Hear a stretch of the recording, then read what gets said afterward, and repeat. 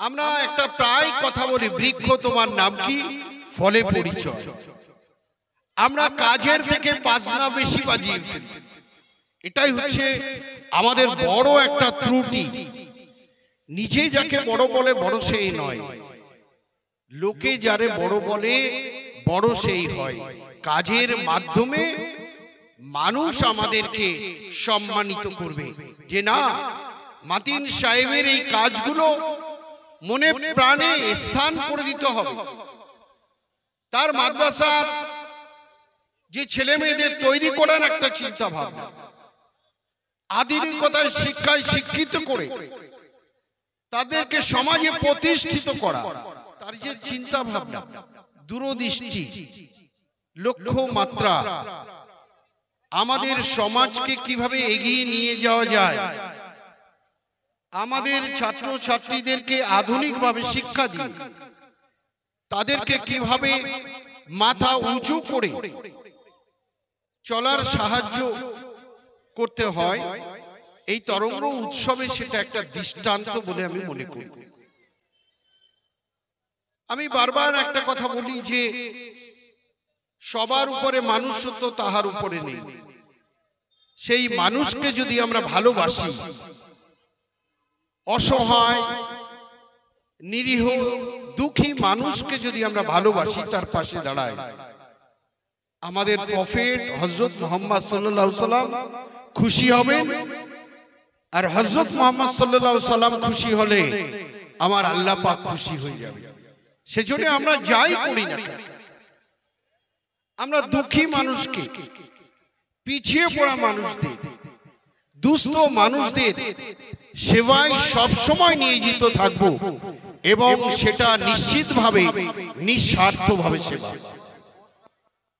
আমরা দেখেছি অনেক ছাত্র ছাত্রী আছে, তাদের মেধা আছে, সবকিছু থাকার পরেও আর্থিক অভাবে তারা পড়াশোনা করতে পারছে না। আমার মনে হচ্ছে এই কেরালা মডেল যে মাদ্রাসাগুলো, সেখানে আধুনিক কায়দায় যেভাবে তাদের শিক্ষাদান করছে, একেবারে কম্পিউটার থেকে, ইংরেজি থেকে, আমার মনে হচ্ছে একদিন না একদিন এই জেলায় নয়, এই ব্লকে নয়, এই রাজ্যে নয়, এই দেশে দৃষ্টান্ত স্থাপন করবে, বিশ্বাস আমার হয়েছে। আমি মাতিন সাহেবকে তার কাজের বহার দিয়ে আমি ছোট করব না। আমরা একটা প্রায় কথা বলি, বৃক্ষ তোমার নাম কি, ফলে পরিচয়। আমরা কাজের থেকে বাজনা বেশি বাজিয়ে ফেলি। এটাই হচ্ছে আমাদের বড় একটা ত্রুটি। নিজে যাকে বড় বলে বড় সেই নয়, লোকে যারে বড় বলে বড় সেই হয়। কাজের মাধ্যমে মানুষ আমাদেরকে সম্মানিত করবে যে না, মাতিন সাহেবের এই কাজগুলো মনে প্রাণে স্থান করে দিতে হবে। তার মাদ্রাসার যে ছেলে মেয়েদের তৈরি করার একটা চিন্তা ভাবনা, আধুনিকতার শিক্ষায় শিক্ষিত করে তাদেরকে সমাজে প্রতিষ্ঠিত করা।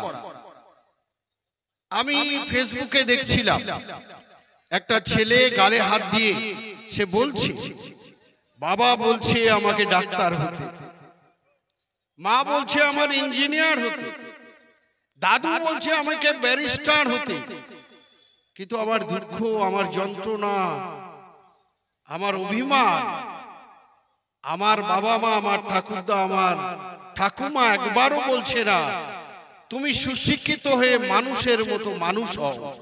এ কথাটা কেউ বলছে। আসলে আমাদের শুধু শিক্ষা লাভ করতে হবে না, আমাদের মধ্যে মনুষ্যত্ব তৈরি করতে হবে, আমাদের মধ্যে বিবেকমান মানুষ হয়ে থাকতে হবে। আপনার বিবেক যদি সঠিক হয়, আমি মিন্টু সাহাজি, আমি মাতিন সাহেব, মাতিন সাহেবের সঙ্গে আমি আমার নিজেকে তুলনা করছি না। মাতিন সাহেব কোনো কাজ করতে গেলে তার বিবেককে যদি প্রশ্ন করে, আমি এই কাজটা করার ফলে কোনো মানুষ দুঃখ পাবে না তো, আমি এই কাজটা করলে কোনো মানুষ মানুষের চোখের জল পড়বে না তো? আমি এই কাজটা করার পর মানুষ আঘাতপ্রাপ্ত হবে না তো? এটা যদি মাতিন সাহেব তার বিবেককে প্রশ্ন করে, আমি নিশ্চিত, আমি বিশ্বাস করি তাকে দিয়ে কোনো খারাপ কাজ হবে না, হবে না, হবে না। সেই জন্য বিবেককে আমাদের জাগ্রত করতে হবে। আমরা নিজেরা অহংকারী ভাবছি, বারে বারে আমরা অহংকার ভাবি, কিন্তু অহংকারের জায়গা নেই। আজকে যদি আমি মারা যাই, কাল হয়তো ফজরের নামাজ বাদ মাইকে ঘোষণা করবে অমুক ইন্তেকাল করেছে, জোহর বাদ তার মাটি হবে। বলুন তো, আমার যখন খাটিয়াটা নিয়ে যাবে, আমার ধন, আমার ঐশ্বর্য, আমার অহংকার কোথায় থাকবে?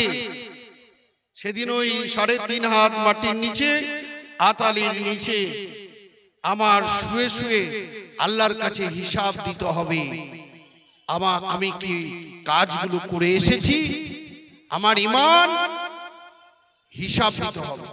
সেজন্য আমরা যারা সমাজে সমাজ সেবকের কাজ করি, আমাদের সকল সময় চিন্তা ভাবনা করতে হবে, আমরা এমন কোনো কাজ করব না মানুষ দুঃখ পায়, মানুষ কষ্ট পায়, মানুষ যন্ত্রণা পায়, মানুষ চোখের জল ফেলে বলবে, হে আল্লাহ আমার কিছু করার নেই, আল্লাহ তুমি এর বিচার করো। এগুলো আমাদেরকে উপলব্ধি করতে হবে, তবেই আমরা মনুষ্যত্ব মানুষ হিসাবে সমাজে প্রতিষ্ঠিত হব। আমি আমার বক্তব্য দীর্ঘায়ু করব না।